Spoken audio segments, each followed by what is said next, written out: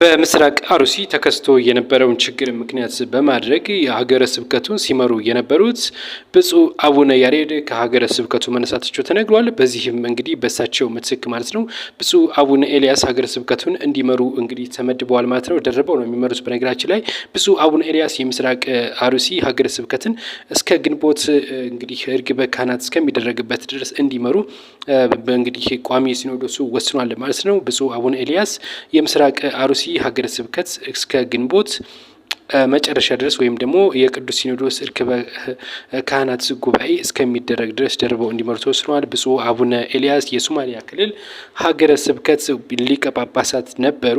አሁን ግን በምስራቅ አሩሲም ደርበው እንዲመሩ እንግዲህ ታዘዋል ወይም ደግሞ ተመድበዋል ማለት ነው። ቋሚ ሲኖዶሱ የምስራቅ አሩሲ ከሚገኙ ካህናት አደ ሲንቆችና አባገዳዎች እንደውም የተለያዩ የቤተ ክህነት አመራሮች ጋር ባደረገው ንግግር ምክንያት በምስራቅ አሩሲ እንደሚታወቀው ከፍተኛ የሆነ የምእመናን ግድያ እንዳለ ይታወቃል። በዛ አካባቢ ማስረው ከዚህ ጋር ተያይዞ ነው እንግዲህ ብፁዕ አቡነ ያሬድ እንዲነሱ የተደረገው የተባለው። በደረሰው ቅሬታ መሰረት ቋሚ ሲኖዶሱ የምስራቅ አሩሲ ከሚገኙ የተለያዩ እንግዲህ አካላት ጋር ውይይት ካደረገ በኋላ ልኡካን ቡድን ከላከ ከተወያየ በኋላ ነው ብፁዕ አቡነ ያሬድ እንዲነሱ የተደረገው የተባለው። በዚህም እንግዲህ አቡነ ያሬድ ከምስራቅ አሩሲ ሀገረ ስብከት እንዲነሱና እንደዚሁም ደግሞ አቡነ ያሬድ አዲስ ሹመት ተሰጥቷቸው የተባለው አዲስ ሹመት ደግሞ የሰበካ ጉባኤ ማደራጃ መምሪያ ኃላፊ ሆነው እንዲመሩ ተደርጓል ማለት ነው። ብፁዕ አቡነ ያሬድ ብፁዕ አቡነ ኤልያስ እንግዲህ ጅጅጋን እየመሩ ድጋሚ በተጨማሪም ደግሞ ምስራቅ አሩሲን እንዲመሩ ተመድበዋል ማለት ነው። ሌሎች መረጃ ይደርሳችኋል። ሰብስክራይብ